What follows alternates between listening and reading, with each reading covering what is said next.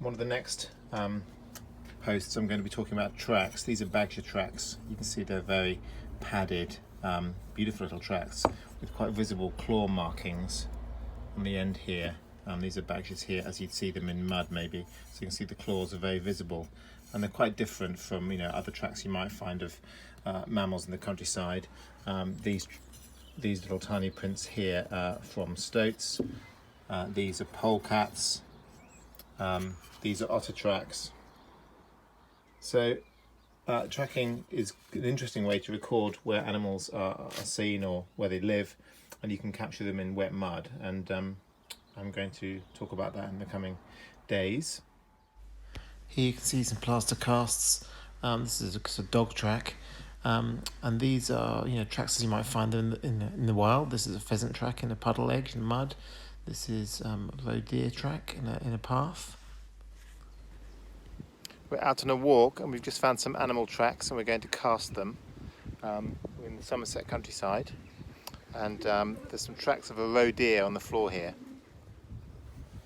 The things you'll need to cast an animal track are some plaster, some water which I bought in a milk carton, and a couple of cut down milk cartons for mixing plaster in.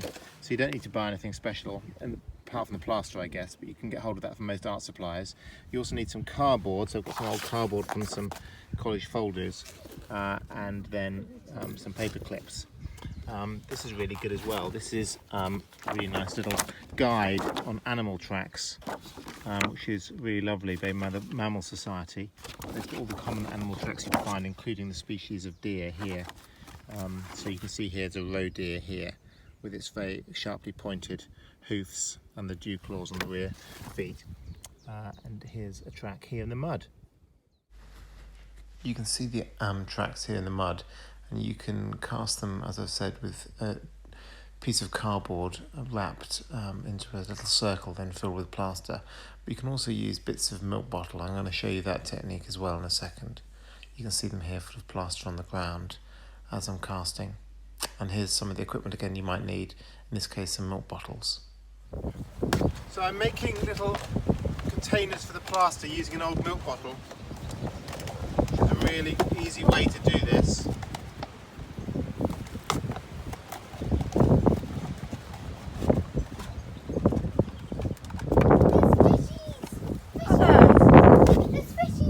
Elspeth, we're filming for the internet. That's okay. There's fish. I'm just going to do a panorama. A beautiful landscape of Somerset. Coming back. So now you've got the rings like this, which you can use for plaster. Then you have to mix the plaster. So you've got to bring everything with you. You don't need to buy anything. This is hot pots.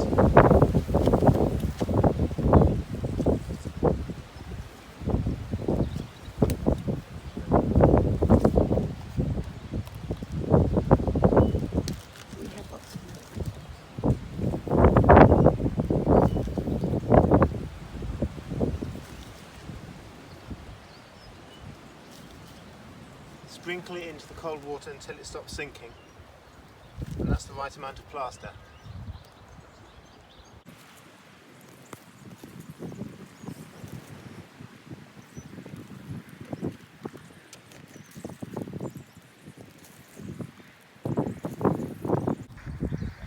It always takes more plaster than you think.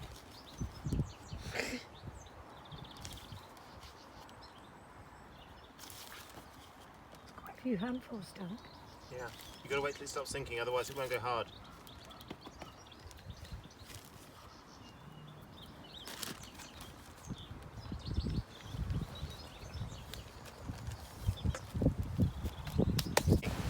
Right, so I've now got the plastic rings and we're going to climb down into the ditch with my plaster, okay? And I'm going to cast, there's rat tracks down here, I can see them in the mud if you have a look.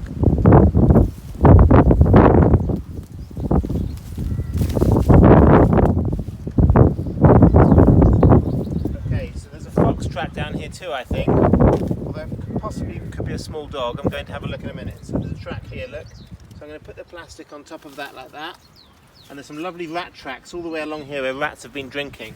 So I'm going to put that one over there like that. And then all I need to do is make sure there's no lumps in my plaster. Plaster's completely non-toxic. Try not to get any of the plaster in the stream. And then I can pour the plaster into the container. If it leaks a bit, just push it down a bit, like that. Now this will go hard in about 20 minutes.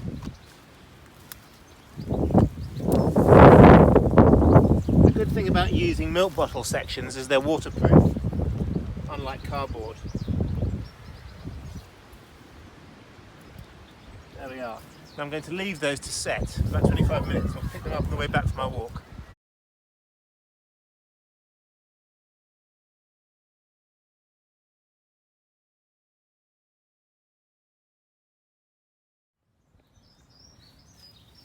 You just need to then pick them up out of the mud, look. So you've now made a cast, although the mud's still stuck to it.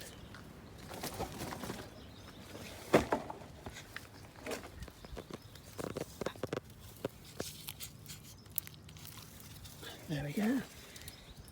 The mud's still stuck to it like that, but it doesn't matter, we can clean it off when you get home.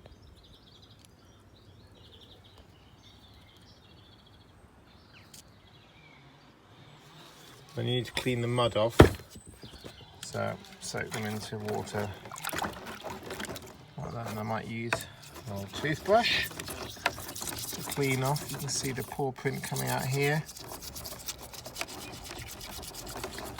A fox or possibly a small dog. I think it's probably a dog looking at that. But you need to clean off all this soil. Let's cut off the edge of the milk bottle, so you can do that with a pair of scissors, obviously. And then you can see here, look, all the little rat prints. If you look closely, you can see there are rat prints there, look, they're little rat's feet.